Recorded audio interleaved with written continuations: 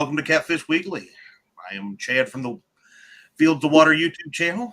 We've got Lyle from this channel, Catfish Weekly, and Josh, the Weekend Angler YouTube channel. So welcome everybody to Catfish Weekly. Thank you, Mr. Brian B, for joining. He's a new member to the channel, so we appreciate you, my friend. Absolutely. Mm-hmm. And Lyle's fell asleep. Nope, not yet. All right. I wonder when you come in to the show tonight. I know. I was awake. I had my camera ready. As soon as I clicked the button to come in, I was ready to take a picture to send to everybody. But you're going to have enough of those by the end of the year that we can make a calendar for 24 of all the just different times Lyle slept. There we go. That's what we're going for. Boys, I'm telling you, if you knew how many hours I've been putting in on that boat trying to get it ready, and you get up in the morning and it's cool or cold and you got sweats on, you put a jacket on, you go out there and you start in on that thing, and about noon or so you're warming up. In the mid-afternoon you're in shorts and a t-shirt, and you just can't get enough done. And I'm not nearly as fast at doing stuff as I used to be, and I run into another issue today. I'll talk to Josh about that afterwards, where the reservoir hoses come off and I can't find them for the hydraulic pump for the motor lift. Oh no. So it's just, one thing after another with this thing, and it's I'm not going to get it done in time to go to Mendota. I wondered about that. I've been trying the best I can, but I just can't get it done. And we have some other things going on too, but the boat deal, I'm not going up there without one. So that's going to put a wrench in what I had planned on. But it is what it is. I feel for you. I know how it goes. Yep, it's part of life. And Chad's not going to catch all them channel cats this year. There'll be some up there for us next year, Josh. Oh yeah, absolutely. They might not bite it, or I'm getting done with them. You going to throw rods in the water to hit them, or what? If I have, that's what it takes to catch them. I got you, man. Well, you say we have to say 100 people here in chat real quick. We're up to about 50 already. We got absolutely. Mr. Mike Sampy is in here first. We got Two Stands Fishing, avid fisherman. Sherman Tomlinson, Jello, Joe Newman, Cat Claws, Journey to the Riverbanks, Pontoon Jody, member Carolina Catfish, member Uptown Chrissy Brown, Lance McCoo Guy, and again, Mr. Brian B. Catfishing is a new member. Dave Funk. I just like his name. We got Nubby's Catfishing, fishing with Jeff Beal.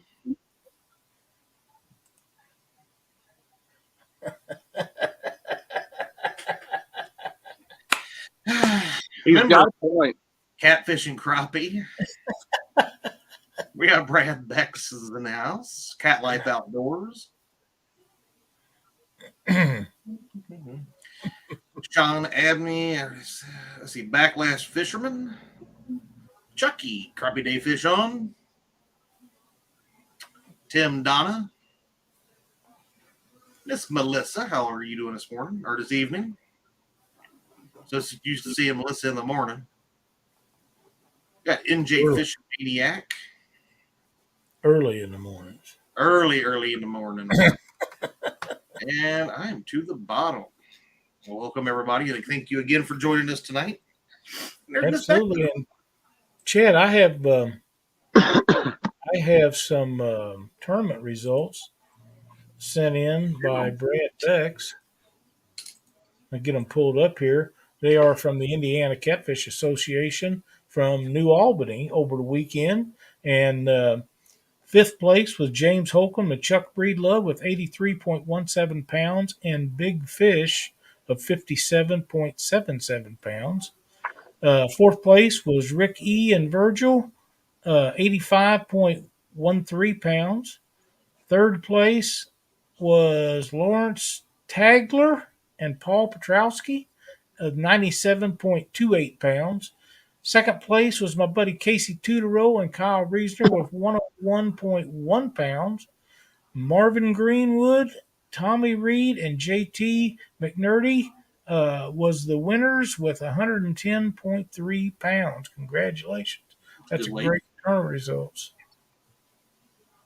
And who'd you say, Tudorow? Casey Tudorow. Well, I like that name. It kind of makes me giggle. Tudor. Casey is he's one of the premier tournament fishermen there is. He just does really well. And he's a young guy. Almost well, he's younger than you, Chad. I don't think much. I'm way down there. I'm like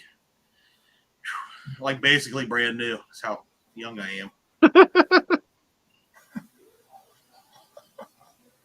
Okay. Josh would know at my age, and he's my elder, so I know you need to respect your elder too. I do have one announcement this week, though. It's not a tournament result, but it's a tournament announcement coming up, and that is our friend Josh Fuller, who we had on the show back in September. He is hosting another tournament there at Wren Lake. It's going to be this Saturday, May the 6th, and it's going to be launching out of the South Sandusky boat ramp at Wren Lake. No trailering will be allowed. Registration begins at 6 a.m., fishing to begin at 7 a.m. with a 2 p.m. weigh-in. Entry fee is $75 per boat with up to 3 people per boat. $15 of each entry will go towards the big fish. This is a 100% payout tournament. Rod and reel fishing only, 2 rods per person. 5 fish limit, and all fish must be alive at weigh-in. Some type of aerated live well will be required. No fish baskets, no stringers to go do a live well check. Channel cats and flatheads may be weighed in, and any legal bait may be used. So if you're close enough to Wren Lake, I can tell you after this weekend, the catfish are on fire on Wren Lake. We were out there Saturday and Sunday both. The lake is hot. It's on fire. There's going to be should be quite a bit of weight weighed in on this one. It's going to be a good tournament. So if you're close enough, you're within driving distance, come down and help show some support for our buddy Josh Fuller there, and go from there. So. We do plan on we'll be driving through that day, but that'd be about the extent of. We won't be able to get there early enough to whoop y'all. So.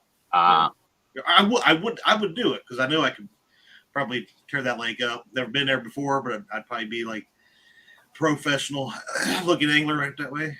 It's a bait dragon lake. You'd love it. It's a beautiful lake to go drive over when you got through there. It really is.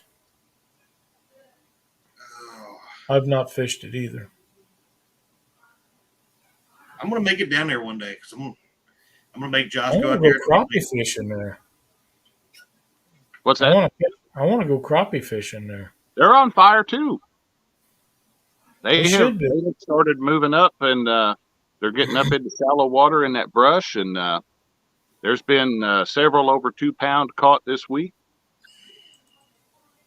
That's awesome. It's only down there. Challenge Josh to a dragging contest. Are you talking about you two being in drag or what? I just kind of get a little weird because that's Josh's favorite way to fish is drag bait. You know what? It's becoming my favorite way on that lake. So if it catches fish, it catches fish. And we were out there Saturday in the 20-mile-an-hour winds, and they were biting on baits being dragged along the bottom. So that's what we did. Now, are you right on the bottom with them, or are you suspending them above? I was running probably 2 or 3 foot leaders and floats, so we were floating up. We missed a few fish, but there were still plenty that were willing to come up and grab it. So now, is that lake got blues in it, or just channels? That lake has it has no population of blues in it. I can't say with 100% certainty that there's not 1 or 2 in there, but they've never been stocked, and there's no good population of them. So it's a channel cat and flathead lake. There have been some massive flatheads caught out of there this week. One dude had a picture of one that was close to 50 pounds. That's Wow. giant. Yeah, so the lake is waking up. And it's everywhere across the United States. It's time, you know. I think there's still some cold water up north, but even that's warming up pretty rapidly. Oh yeah, well, we had a good time. We went out Saturday, and I took a coworker of mine out there, and he brought his son, and me and his dad just sit there and talked and hung out the front of the boat and sat down and relaxed and let the 18-year-old go reel in all the fish, because I mean There you that's go. how you're supposed to do it anyway. The old guys sit up in front of the boat and don't have to work for it. So we I had like him that. we had him catching fish, got him on a new personal best channel cat. He caught one a little over 10 pounds, and Oh he yeah. he was hooked. He's on the high school bass team, and he come off of there. He's like, this catfishing's fun. So Yeah. We have a local. I mean, we can't get a store of any size in this town, but we got a bass club in the high school, and they approached me about helping them with that. I said, "You make it catfish, and I'm all in. But oh yeah, bass, unless you're going to catch them and use them for bait, I see no point in catching them." They didn't think that was near as funny as I did, but They normally don't for some reason. yeah, even crappie I would have probably helped them out on, but yeah, they're good for bait too. that's what they say. I'm telling you, that's like throwing a steak out there on a hook. I can't do that either. Stonefly says it was sleeting there this morning. Oh wow, It I don't was know where chilly. there is, but I don't want to be there. you keep it there and not here, please. Yeah, it was 40 degrees and raining, pouring rain this morning when I walked out the front door. It It's made it still up to 61 here. it's like 65 here today, but the winds were blowing 40 mile an hour. So Yeah, I think the high today here was 46, but we're going to start seeing some warming up the next couple days, a little bit every day, and then by the weekend it's supposed to be in the 70s for the high. But we'll be traveling, so had to be on the road again. on the road again. we got a lot of traveling coming up.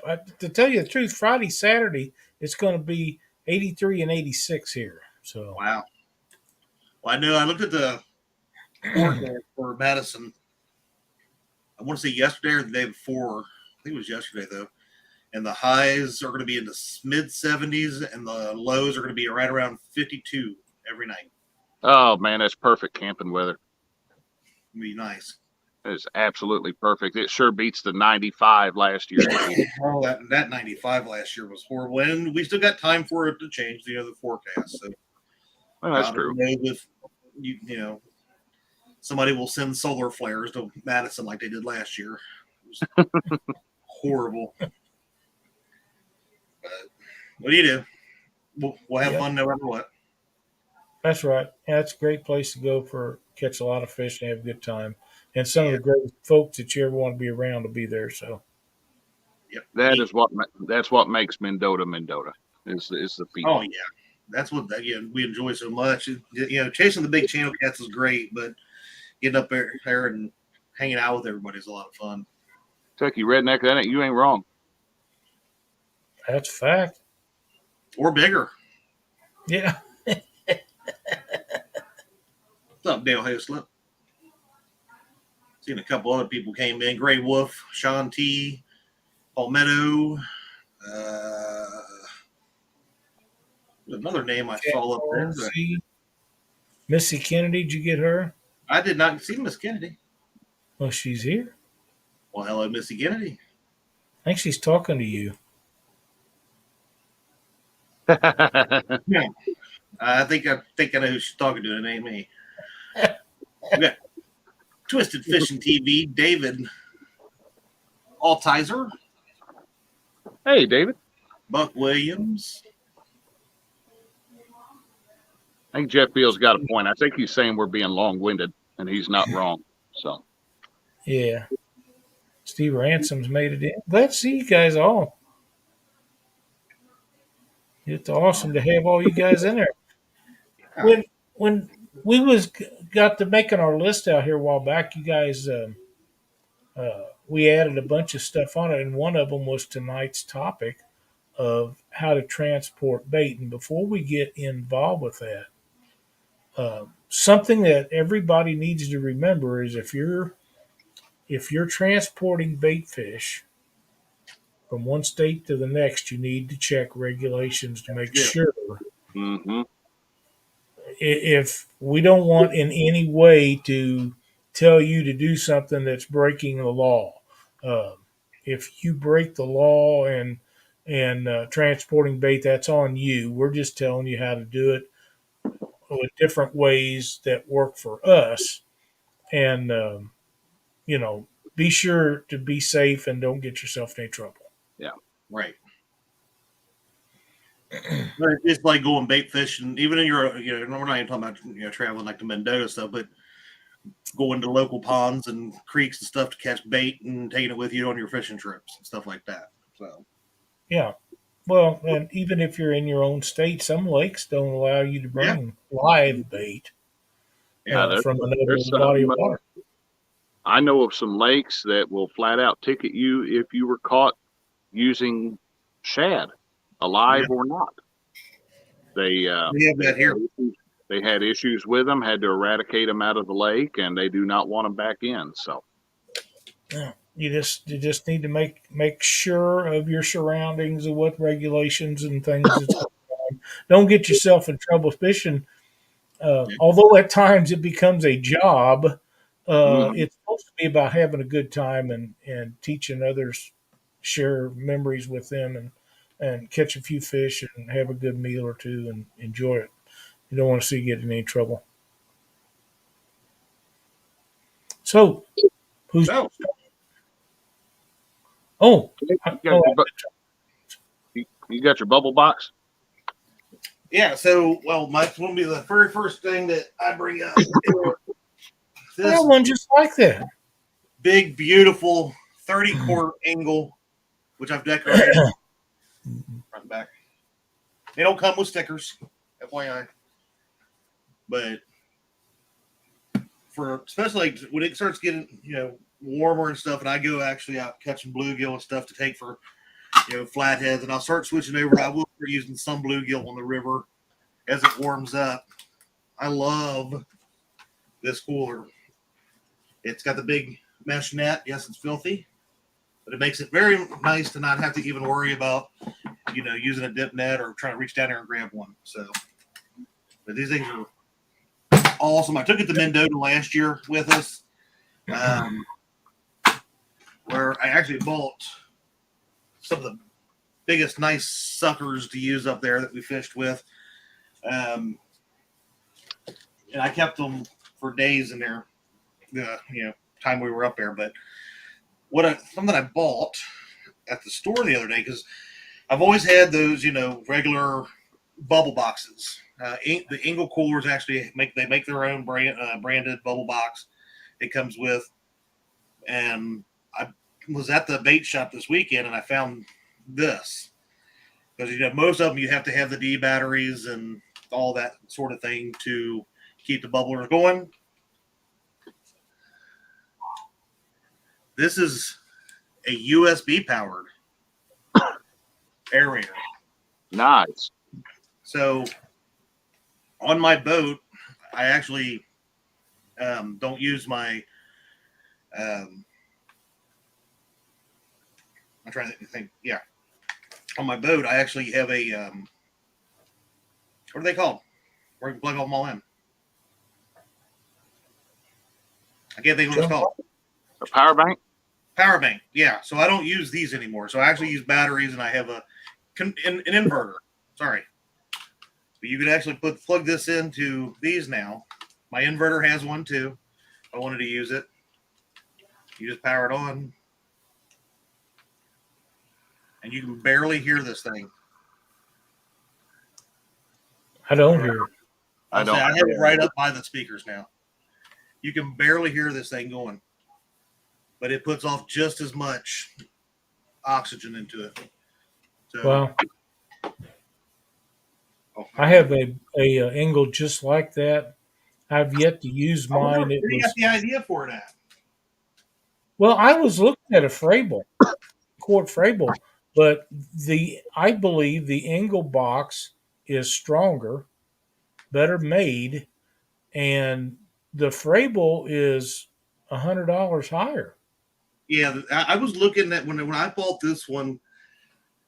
I was looking at this and looking at the Frable, and I was at the time I think there was about $30 or $40 difference. Yeah, But they've went up considerably. yeah, I don't even look at them half the time when I'm in the thing when I'm in a bake shop. But this whole thing's cool. It just plug the hose back into it, clip it on, and power it up. I'm ready to go. And the nice thing is, unless I forget to charge this or I don't have the inverter on my boat or something, I don't have to worry about my D batteries running out every time I'm out there. That seems to happen to me a lot with those fray bills and the other bubble boxes. Mm-hmm. The batteries die, or you don't know how much battery you have in them, and you got to always have to have batteries and stuff. This really don't have to have it; just plug it in and go. And I have a box that I built out of an ammo can box, and it has USB ports on it. It has 2 or 3 different types of 12-volt ways to hook up power. But it was designed and used to run lights on my boat Mm-hmm. and bubble boxes and things like that. And that was the reason for it. And I actually have the second one built too. And it'll be specifically made for nothing more than charging and running cameras and cell phone batteries. So very, those things cost a lot of money. You can build them for a lot less if you can Oh find yeah. them and get the battery. I don't. Do you have a video on them, Josh? I don't. Actually, it's on the agenda to do. Well, that would be a great build for you. Keith has a real good one, of course.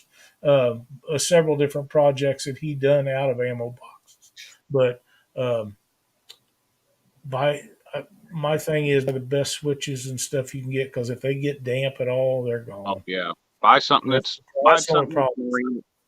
Definitely buy something marine rated on that because let's face it, you will at some point forget it in the boat, Gonna and when get you wet. do, it will pour down rain that night because that's how the universe works. So That's right. if you've used a cheap switch, if you've used cheap non-marine grade wire or whatever, you're just asking for trouble. So, That's a fact. That is a fact. Oh. And I'm but going to Chad, give me just one more. We were talking about checking regulations and everything a moment ago, and I had a message, and it's a good point to make. I've been told that rule number 1 for transporting bait is if a friend of yours busts his hind end getting you bait and keeps them alive for a week, that you have to keep them alive for longer than 6 hours after you pick them up. I won't say who told me this rule number 1, but You can I tell think James to skin him. James Dockery should never put 50 bluegill in one of them little mesh baskets and set it in a live well. Yeah, we took him and Katie 2 years ago. Katie caught all the fish. Hell, he didn't catch but one. We know who the twisted is. fishing. That's absolutely right. Most of those bubble boxes, if you ever look at them, the batteries go in facing the same direction, so they're paralleled, and all that's Yep. doing is keeping the same voltage. It's just doubling your run time. So they will, in a pinch, run off one battery. You'll just have half the battery life that you would normally have. So I thought this because when I was looking at the bubble boxes down there at the bait shop, because I have plenty of them out there, but I thought this one was really cool. It was actually half the price of a regular bubble box that they had sitting on the wall. Them things Hey, would you get. can't beat that. That thing's cool. Actually, I bought two just so I had two of them. So, attaboy. I bought two for $3 less than the price of one bubble box. Ain't nothing wrong with that. So I figured Now, I'd try that. I do have one of the bigger ones, the air boxes that hook directly to 12-volt batteries. That right there. I got two of those.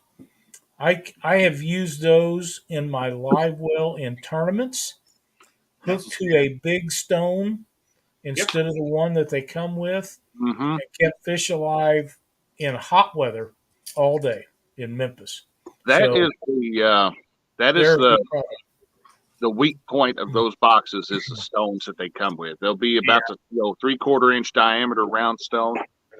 Go to the pet store, go to Walmart, buy you a 3 or 4 inch stone, and hot glue that to the bottom of your live well. You're good to go. So I've had this. What I like the ones that's got the rubber feet on it, the suction cups, and stick it on the side of it, and it creates circulation in your live well. Oh yeah. That's how I like to do it. That's just me. So, and I have hauled lots and lots of bait in my live well. That's one of the best ways to do it. And if James Dockery would have been so kind as to tell everybody if we'd have dumped them out of the baskets in the live well, I had oxygen for them. They would have lived. But he said he told me he can't help it if the bluegills he catch are so huge. They was big. They was big. But in those baskets, they couldn't move around, and we didn't have enough water in them for the baskets to float. And, it was a bad situation, but we put them on ice, and we used them the whole week we was up there and caught fish. Pardon me, caught fish on them. But if you use those aerators, you don't have to, like Chad had. You can do that, and for the most of the time, not have to worry about pure oxygen. Although I do have it in case I need it. But them boxes like that hook up to a battery. As I go back with things in the boat now, I'm going to wire mine up on a switch.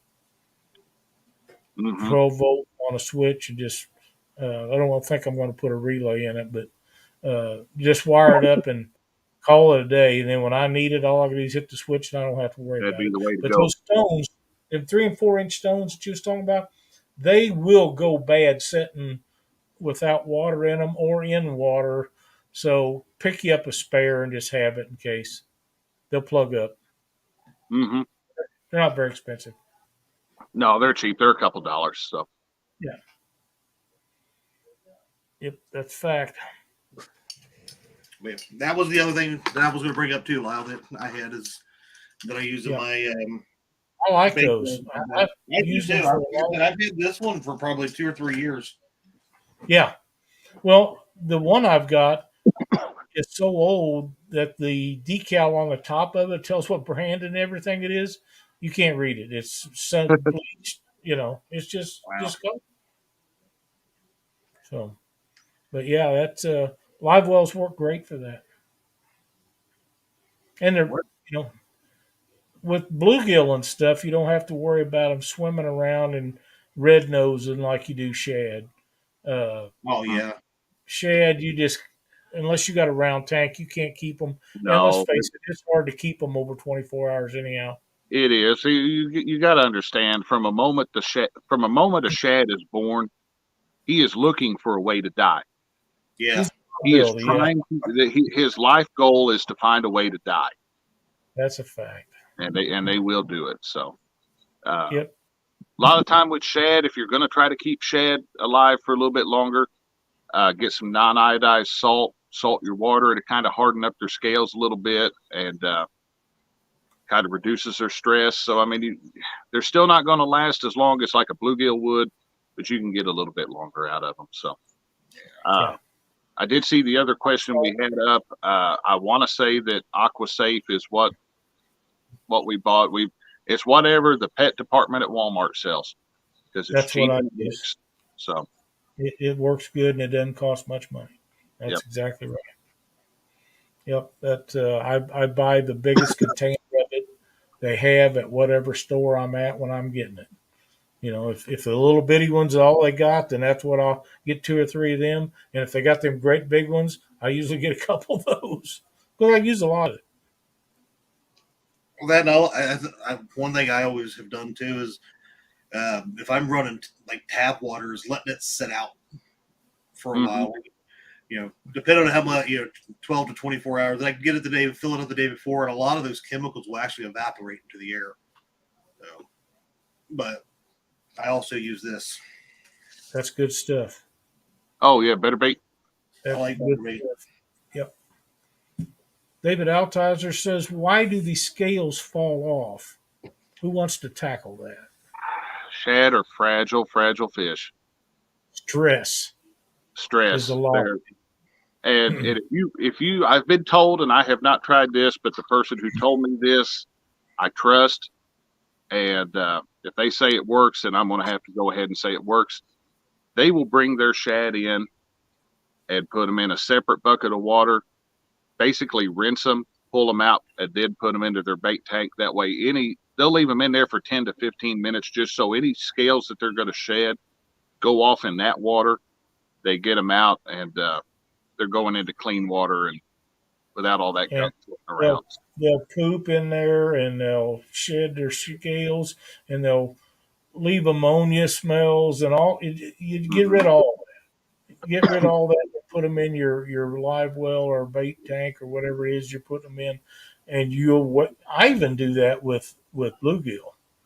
They're not nearly as fragile and hard to handle as shad is, but I even do them with that. A lot of times, Cindy and I will go out if we're going to be using bluegill for bait. We'll go catch them up and put them in a container in the back of the truck. When we come home, we'll put them in whatever we're going to transport them in, and whatever they do stays in that. And I just pour it out in the yard. Makes great fertilizer. Yes, it does. And one other thing you can buy while you're out at Walmart, dollar store, whatever. Pick up some non-dairy creamer. Anybody want to know? Anybody want to guess why? I know Lyle knows. I do. It seems like I've heard that before, and I don't remember what it was. When your bait is in that tank and you're running your pump and everything else, when you start getting foam up there at the top of your water, sprinkle in some of that non-dairy creamer. It'll zap that foam, because anytime there's that foam up there at the top of your water, you're not getting new air into that water. That's right. It cuts off the supply of oxygen from outside air going down in it. That's the quickest way to kill a tank full of fish. So, and it'll do it, and that'll get rid of the foam. It's gone. I have to do it again. Yeah, get rid of it. I didn't realize you had another comment up there. My bad. I was going to say, look, when Frank agrees with me, I'm actually right. A lot of people use well water, and they think that is a great thing. If you use well water, please remember that well water is very low oxygen because it just sits underground all the time. Make sure you have some kind of bubbler system or aeration system going in there, putting air in it, because they'll run out of oxygen in well water really quick. But it is a lot cooler, and it does not have any chlorine in it. So if I can get it, I like to use it. But like I say, I'm set up with bubblers and straight oxygen and all kinds of stuff, so I don't have to worry about that. But you need to remember that it's low oxygen in well water. But I still think that's better than the chlorine that's in city water. Oh, that's the truth. And another little tip you can do is save your Gatorade bottles or whatever else, fill them with tap water, put the cap on them, freeze them. And just like you would in your live well when you're tournament fishing on a hot day, those cats could stand a little bit hotter temperature than your bait can. So, throw 1 or 2 of those in, drop that temperature. For every degree that you're dropping that bait well temperature, those fish are going to stay alive that much longer. So that's right. There's a great question right there by Rob. How often do you change out the water? I change it out at least once a day. Depending on how many fish we're holding in, what size tank it is, sometimes more often than that, but at Yeah, least once. we'll do a partial water change, no more than about half, but we'll do a partial water change every few days. If it's real hot out, probably every day, but you don't want to take out all of it because it gets their, they have their good bacteria in there and everything. And when you put, sterilized tap water in there, all that's going away. So, half and half, half's your good magic number, and let them do that. So, yeah, I was gonna say, but for the temperature, air temperature, and the heat of the, heating up your water and stuff like that, especially if you're using something like these smaller coolers and stuff, keeping them in shade and keeping the water as cool as you can is always a good thing. Obviously, not putting chunks of ice in there to make it super cold on them, but you don't want it 70, 80, 90 degrees all the time. Oh. And when it does get to that temperature, switching it out as often as possible.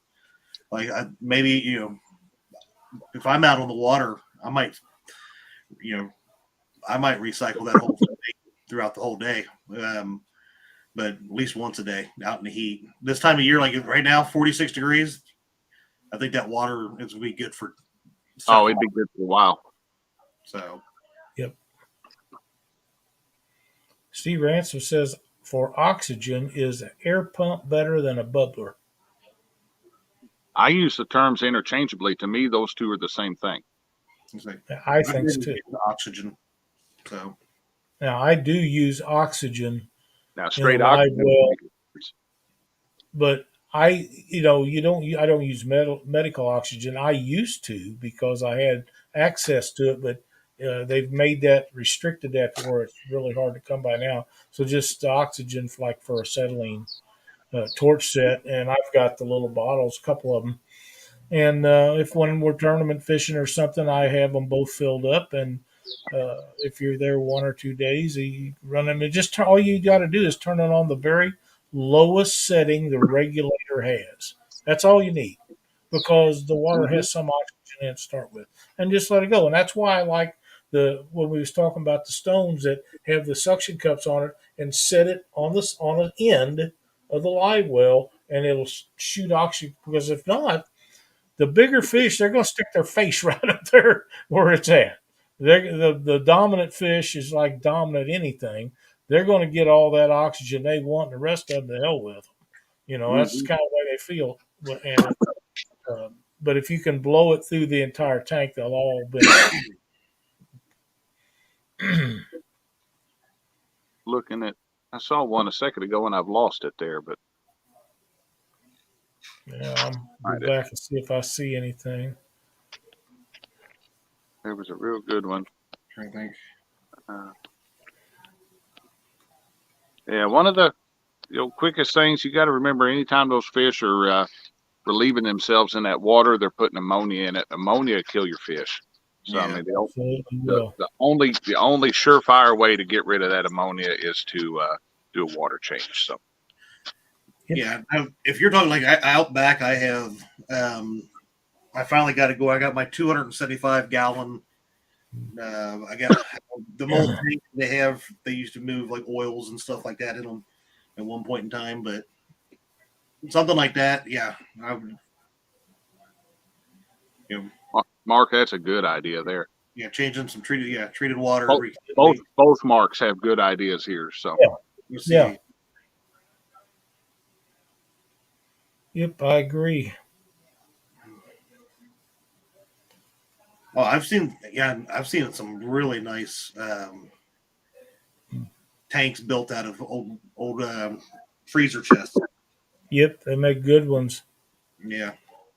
Do you use oxygen tablets? I have never. I have tried hydrogen peroxide. Didn't have any success with it. Didn't kill anything, but it just didn't seem to do what I was wanting it to do. Lyle, I've heard you can burn their gills up over oxygenating the water. Is that true? Too much in there. Yes. Okay. Yes. Mark's right here for like a home bait tank. A biofilter will You know, it's nature knows how to keep nature in balance. That's right. You've got, I mean, it's been doing it for millions of years. It'll be doing it for millions of years after we're turned to dust. So biofilters, stuff like that will eat that ammonia up. Yep, that's a fact, and you might as well use it. So don't forget, once we're through with our show tonight, Mark has a good guest on catfish and crappie. Follow us right after we're done. Let me get things moved here, and I will get the camera turned around and get some light on this thing, and I'll show off this. Back here is my bait storage tank. So this is what I'll throw in the back of the truck if we're going out bank fishing all night at the river or whatever, and we want to keep bluegills or shad alive. I've kept bluegills alive in this thing for a couple weeks without it running. I don't know how, but one bluegill survived. I thought I had them all out, and I went to dump the thing, and a bluegill dumped out in the driveway, and he was still flopping. So give me just a moment. I'll turn the camera around, turn some light on this, and walk you through it. I'm looking forward to seeing that. Mark says you can use a sock filled with charcoal and put it in the filter box to add oxygen. That's another really good idea. Yeah, Steve, shad's just, they're hard to keep alive, and so skipjack. I mean, you can try it, and some people have limited success with it, but I don't know anybody that can say hands down, I can keep them alive as long as I want to, because I don't think they'd be telling you the truth. They definitely shed stress, like you said, so easily. Yes. And in the winter time, I have like in the winter time, they'll stay alive, you know, or even, you know, early spring or late fall when the water's really, really cold. No, hardly any issue keeping them alive in regular tanks or whatever, but it's like it gets any warmth through the water and it just they go crazy. Whatever do you mean, Mark? All the way home on a rod holder. How could that have happened? I don't know. I got blamed for it too, and that wasn't even me. So, but who was it that had all the stickers and decals? And oh no, the stickers are mine. Yeah, absolutely. I don't know who would have made a bluegill ride all the way hold on a rod.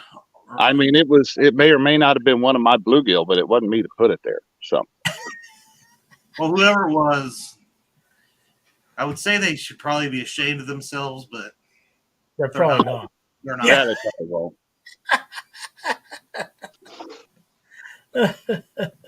All right, let me get the lid of this open. There we go. All right, we'll do a walkthrough on this, and then I will pose the question. I have obviously I've already constructed this thing, and I'm not really in the mood to, and I really don't have the stuff to construct a second one.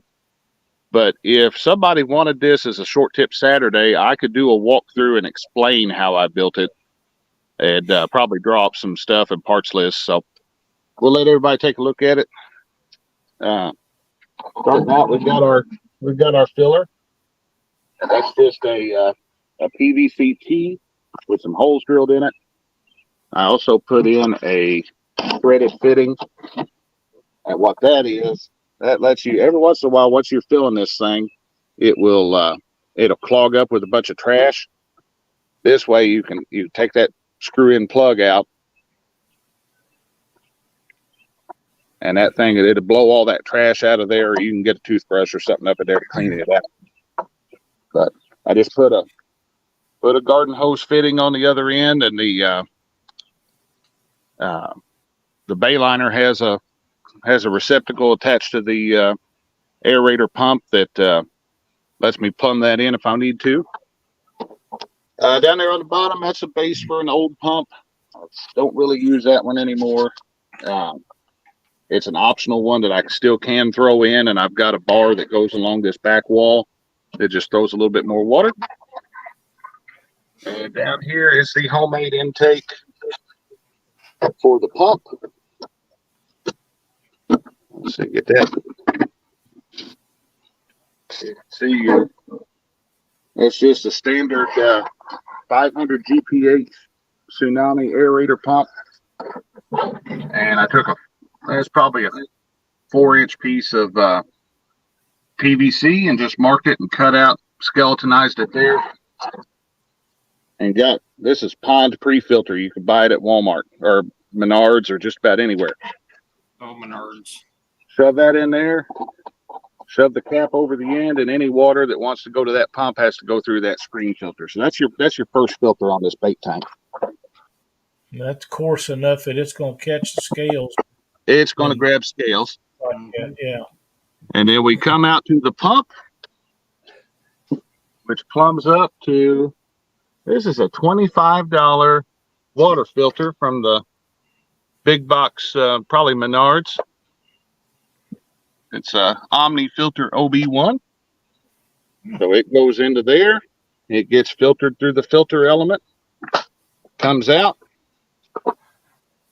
and then the water go down out through here into an elbow with some holes drilled in it. But up here at the top, so when it come out, I put a T on there. You can pull this cap off. And when you have this thing running, you leave the cap on to get it started. But once it's running, you can take that cap off, and that flow of that water coming out and going down out into that tank will form it's like a venturi in a carburetor. You'll see a little vortex start up at the top of this because the water come up almost to the top. You'll see a little vortex. That vortex means it's sucking air from the atmosphere down, and you'll see bubbles coming out onto that. That's awesome.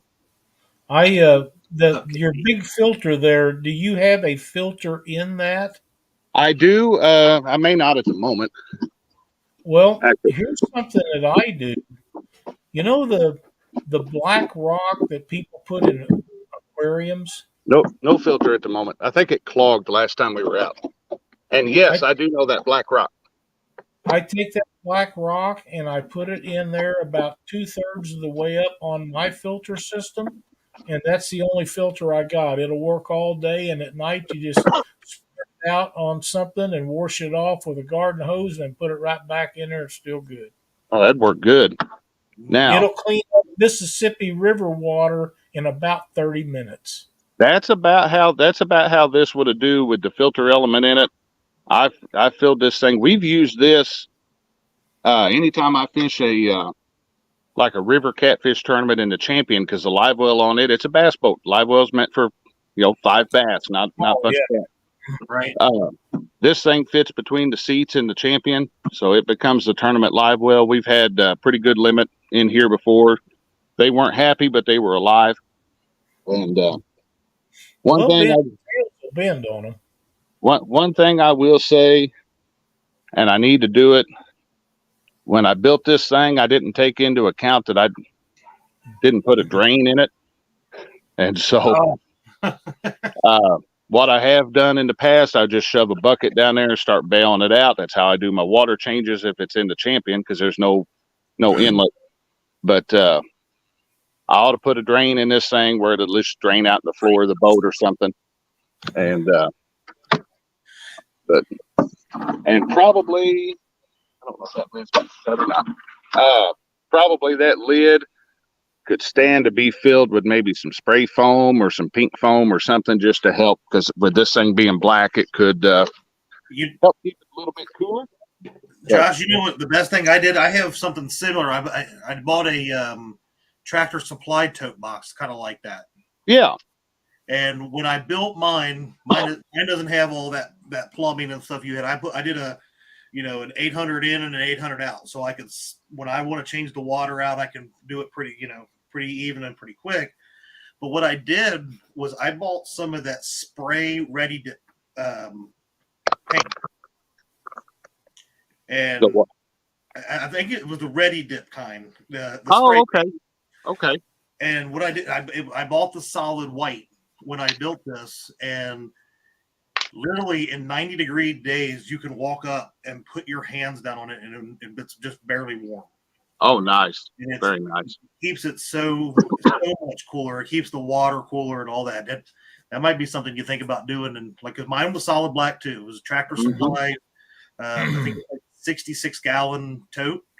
Oh, yeah. And that one, I was actually driving home one day, and Guy down the road was having a yard sale, and I paid $0.25 for that thing. Oh wow! Really? And Wow! it had. He told me, he's like, hey, you're going to have to fill in these holes. He had drilled holes in it to mount it to the bed of his truck. Yeah. And I said, well, I can take care of that. So a little bit of epoxy went a long way, and the holes were filled, and we're good to go. But you know, I may have. I think the most expensive part probably was either the pump or the filter. So I may have $75 in this thing. Yeah, And, I mean, you look at the totes now. and the only problem we've ever had with it, my buddy Heath and I were fishing a tournament that launched out of Paducah, Kentucky one day. We were using that as a catfish live well in the boat. And he come up with about a 25-pound blue cat that as soon as we put it in that live well, decided it would be a good time to puke up all the grain he'd been eating off the barges, and proceeded to clog that filter in a matter of about 5 minutes. Oh, wow. And I mean, it was done. There was no water going through it. And we had reached the point to where we were, we'd come to the realization that I said, we can't have this fish not getting water, no water circulating.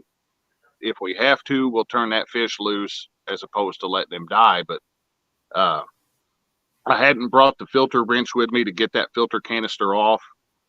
And I ended up, I forget what I ended up using. I took my belt off and basically made a strap wrench for that thing and kind of MacGyvered my way into opening that filter canister. It worked. I threw the filter into the trash in the boat, turned the thing back on, and we ran unfiltered water that day. But you know, that coarse filter out there was still pulling most of the trash out of the thing. And once it filled up with that grain, we just stuck it in the river, shook it out, put it back in. We're good to go. So yeah. Yep. Two Stand says they use a sump pump with a hose and put it in the tank to pump out, and then we put the sump pump in the river. That's a good idea. That is a real good idea, because I tell you what, taking a 5-gallon, we usually throw a 5-gallon bucket in that thing, and sitting there playing Molly Pitcher trying to fill that thing up, so pain in the neck. It is. I've done it both ways. We'd like to welcome Kenneth is joined us. Jerry Parker has joined us. K&B Anglers has joined us. And there was somebody else. K&B Anglers. That sounds familiar. I don't. Yeah, he does. Paul Boyd, I think, was the other person that has joined us. And there's probably more that we missed. And if we missed you, we're sorry. We're trying to get as many of you as we can. There's the nets catfishing.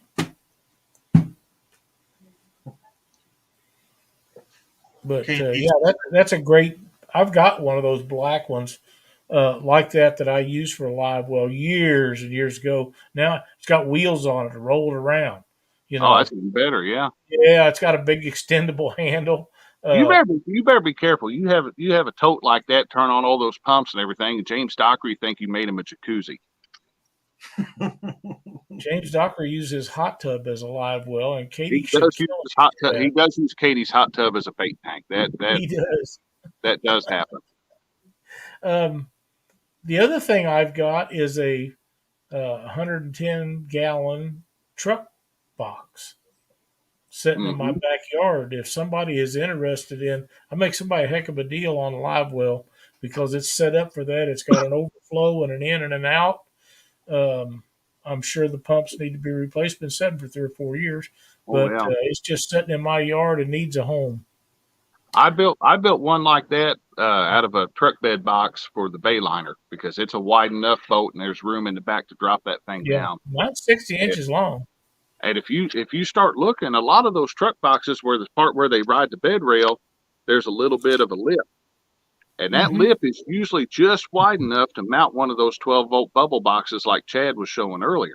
You could mount that thing right there. And I just put a little dividing wall in it. And you open the lid of that thing, there's your bubble box. There's all your switches for your pumps and your bubbler. And I even put submersible lights in there. That way I can see that thing when it's dark. Oh, Yeah. wow. You guys aren't going to get any emojis from Dockery because I just got all of them. All of them? Yeah, he just gave every emoji to me. I find that hard to believe. Miss Robin C., who has now been a member for 2 months. Thank you. Thank you, Robin. Thank you, Robin. But there's definitely lots of different stuff you could do with this stuff, and I'm going to say this: nobody's going to get it all right, and nobody's going to get it all wrong. No. So I mean, if it works for you, and you're confident in it, confidence goes a long way. If you're confident in it, your bait's staying alive. That does not mean that you have to take and throw out what you're using and go spend $200 or $300 on something else. If it's working for the way you fish, and that's all you need. That's a fact. There has been a ton of, for anybody listening to the podcast or watching this later on, go back and look at the chat on YouTube. There has been a ton of good suggestions. Oh yeah, awesome questions. It's been. We could really probably make this into 2 shows with all the questions that we've had. So. Oh yeah, absolutely could have. But this is what we're all about is helping people find ways to catch more fish, preserve your bait, whatever it is. That's what we do. And I think this was a great topic. I'm glad you guys come up with it. And we'll have some more of these. This is the kind of stuff that education, TV is all about. Mm-hmm. And I got one just like Chad's. Mine don't have them fancy decals on it. Yeah, well, I just noticed I don't have it's the latches on. That's what sold me. Yeah, the latches and hinges. Oh, mine the seal went out of, and that thing went from being the best cooler that I'd ever had in my life to being worthless in the course of about a day. Can you get those seals from Engel? I don't know, but it's in the trash can, or it's in the trash dump now because I screwed up and I left bait in it, and I put it. The seal was bad enough that the flies got in, and you guys could use your imagination what happened afterwards in the middle of the summer. So the whole thing got tied up in a garbage bag and set out by the curb, and it went bye-bye. So. If you had a local convenience store that had a big trash can, that'd been a perfect place for that to went in that trash can so everybody could have enjoyed it. I don't really think Dockery's the Grinch. He's more the size of a who, and I kind of take pride in being the Grinch. So I could see you being more dressed as the Grinch and him more of like a Cindy Lou Who or something like that. Yeah. Well, he's not tall enough to be much. Yeah, just FYI, these do not come with the cool decals that I have on them. I got those from our local bait shop. So you need a little bit. You need one more thing cut out to put underneath that. Since it's your bait tank, you need to put, if it has scales, it's bait. I could definitely use some. I've got room. I've got the big bluegill on this side, the crappie on this side. I've got room for more decals. I just have never gotten any. You ought to paint that red and put live organ transplant, something that nobody ever messes with your stuff. There you go. Oh man. Well, look, catfish or Creole catfishing finally came in. Creole. Hey Jeremy, how you doing, buddy? I got up Saturday morning, was getting ready to go to the lake, and Creole and my wife were in there with that ladies tournament. They were doing a heck of a job hosting that. They did a great job. I didn't get to see all of it. I need to go back and watch. I got to watch like maybe the first half of it, and then I was getting everything prepped to, like I said, took a coworker out and his son and put them on some fish, and Robin C. biohazardous waste. That'd work too. Biohazard symbols on it, yeah. And biohazard symbol on there. That reminds me of Joe Dirt. Glad you got it, Jeremy. Since he was late, Lyle, I'd make sure if he orders any rods or has any on order that his rods. Yeah, he just went to the bottom of the queue. It's been long enough now. I just can't go any faster. I'm going wild. I would just delay it a couple more weeks. No. I understand Christina done a bang up job on there Yeah. with Joey. Yeah. She was doing good. She's good at that. Absolutely. I hung out in there pretty much the whole time. Yep. We're running on about an hour, fellas. I enjoyed this show. I thought it was really good. We had some great questions Mm-hmm. and a lot of people in chat tonight, and we appreciate each one of you. If you wouldn't mind, give us a thumbs up. If you haven't subscribed, consider doing that. And if you're inclined to, there's a join button down there where you can join and be part of the membership, and we'd love to have you. Kentucky You got- Redneck, you'd be ashamed to get timed out right here at the end of the show. Just saying. Who? You'd be ashamed if you got timed out right here at the end. Who? Kentucky Redneck. Let's not threaten. Oh. He's trying to say Christina's got boats for sale and everything else. So, Especially my buddy from Kentucky. Redneck. oh shoot! You know what? We got one more thing before we go. We got pictures of some nice fish. Who wants? Oh, really? Who wants to see pictures of nice fish? I do. Yeah, me too. So let me get Robin down just there messaged me. because we got one heck of a bragging board this week. If I could figure out how to play it from my phone. Do you need me to play it? If you don't mind, because I'm afraid of getting the one next to it. And Doctor, you get mad. I was actually seeing that one, and I thought about clicking it, but I'll click the right one. Creole. Let's check out the bragging board. Let's do it. That's not it. What did I hit? Oh, I hit the wrong one. Yeah, you got to go to video. Right here. All right. Video clips. You sure I can't play this other one? Don't play the other one. Doctor, All get right. it. Now let's try it. All right, folks, it's time once again to take a look at the Catfish Weekly bragging board for the week of April 30th, 2023. Guys, it's been an excellent week out there on the water. Wait till you see the pictures. First up, we have James of Cool Cats Fishing with a 30-pound new PB striped bass. Also a nice 25-pound flathead. Good job, James. Congrats on the new PB. Next up, we have Miss Pontoon Jody, showing off a very nice 20-pound Tennessee River flathead catfish. Sean Fitzsimmons with a 35-pound Kerr Lake blue cat, and also he took a buddy catfishing on Kerr Lake. His buddy caught his first catfish. That's a nice fish for your first fish. After making the bragging board last week with his very first flathead catfish, Mr. Aiden Altizer on here again, this time with a 46-pound beast of a catfish. Congratulations, Aiden.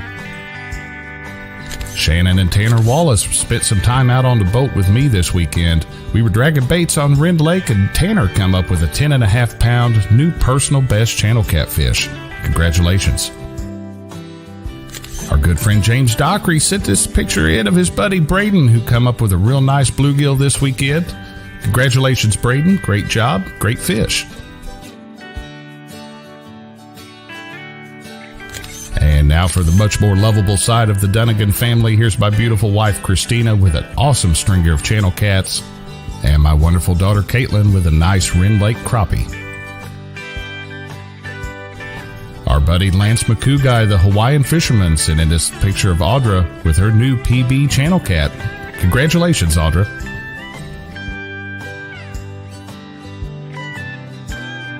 Don't forget, you too can be featured on the Catfish Weekly bragging board. To be eligible, the fish must have been caught within the past 14 days. We accept pictures of any species of fish. Email your fish photos to pics@theweekendangler.com. Please send the following information listed above. We'll be happy to put them on the bragging board.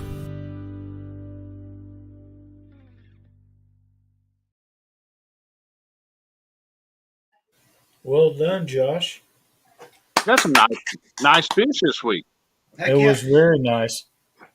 There's no way that one from Cool Cats, that flathead looked to be about 60 pounds. They got some That big. was a good looking fish. It was. It looked at least 3 times bigger than Jody's, is all I'm going to say. Oh, come on now. Yeah, that was great. Any other closing statements for tonight, fellas?